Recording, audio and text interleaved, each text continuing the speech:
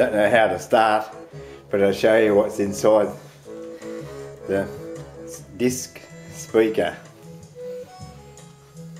You see them on YouTube, the demos.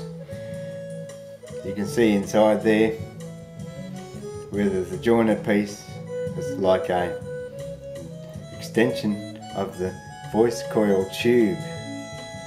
Instead of a tube, it's 3 pieces of cane, and it goes to a circular piece stuck to the diaphragm, and the diaphragm was also stiffened somewhat with balsa wood.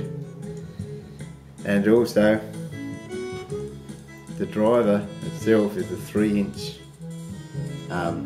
full range speaker, and it does have an extra spider to give the whole thing stability so the voice coil tube doesn't clatter. And so it's a bit of craft, and the little speaker is zip tied onto the bigger speaker frame.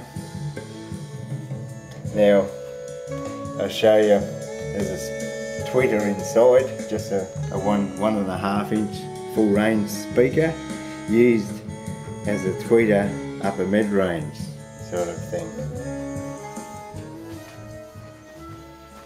Now, don't know where to start, but I'll start by showing you what I'm going to do to get the extra speaker. There's the 3-inch full range speaker, and the cone has been removed totally, and you've got the voice coil tube left, and it wobbles, and that will clatter. And so we need an extra spider, so we do that first. And we have a spacer in between the 2 spiders.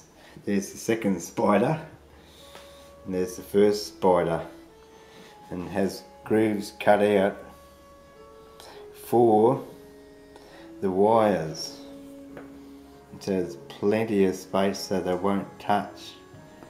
Here we go, we'll put it in place. There we go, the spacer. Now the extra spider goes in and will be glued together like that,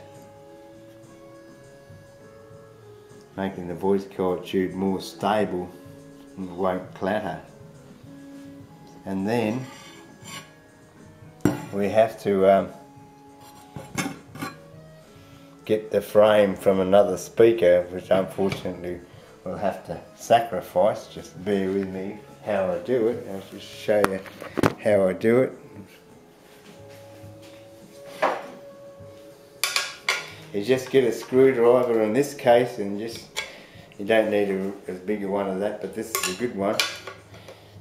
That's a lever, you can just pop the magnet off. Sometimes you might have to hit it with a hammer, like such, and have it on a place where it's secure, and just lever it off. In this case I'm lucky because it's very thin metal.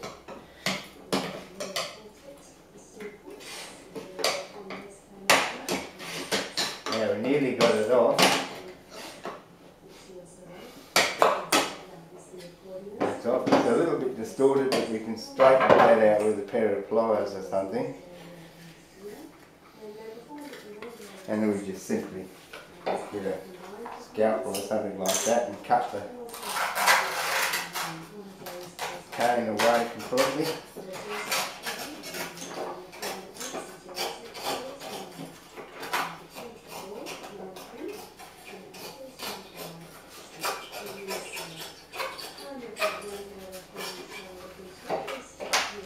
And I'll just get some scissors and have to cut the wires. Take the cane out.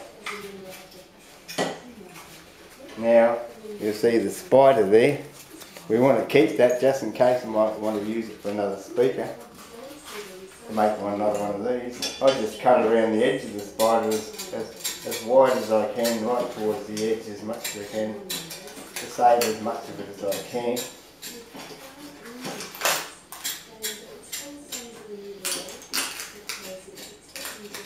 Okay, spider off. We can save that spider. Even the voice coil was probably saved, but it's a bit hard to connect it back up again.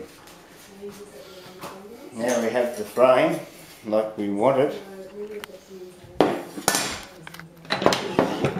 As I said, it's a bit distorted, but don't worry about that at this stage. You pop that on like that, and you've got a nice big speaker now, and you just zip tie it on the bottom. You drill holes in the main one and zip tie it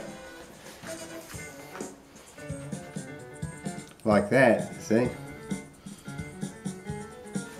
And make sure they're really big zip ties, because the speaker cone metal can cut into the zip tie. Now,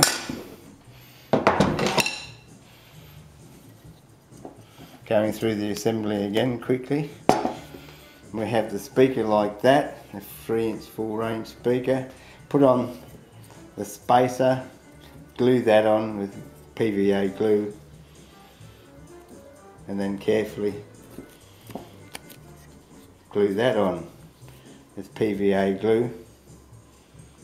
And so you got to that stage, then you zip tie your frame on after taking it off an old speaker, having to separate them. Make sure it's 2 speakers, the same ones, get them from the dump. I got that one from the dump. Now we have a little piece here I made out of cane, the round piece. It's rolling, and 3 straight. I stuck on with super glue first, then let it dry for a long time, then stuck over the top of the super glue with PVA to make sure it's nice and solid.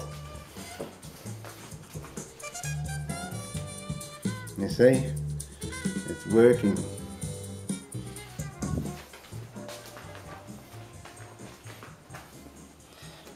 I'll show you other videos to do more details, and then you stick that on there with PVA in there.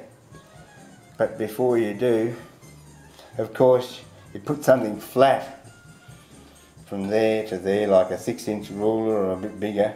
You have to make one out of a 12-inch ruler, which I've done. Straight over from there to there. And when you slide this in and out of the hole inside there, you can slide that in and out if you get them in, and get it just the right height. And you stick the glue on the ends on those bits first, and then just shove it in there and get it in the right place, and it'll stay there by itself in the right place, and the glue will dry. And so just showing you how those speakers are made. And also, to hold the tweeter on, you have 2 pieces of carbon fibre, and you just drill holes, which I've done in a couple of attempts, in the speaker frame, and slide the carbon fibre into the holes, and then you glue the tweeter onto the carbon fibre. And maybe you might have to use a spacer in between the tweeter and the carbon fibre, just to get it the exact right height. So it's point source, and the point source speakers.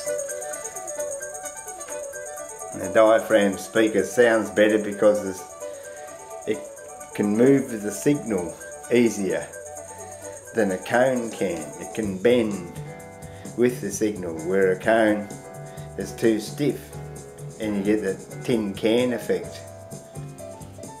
But not with a flat plane. A flat plane bends easily, and so it's going to move more accurately with the signal.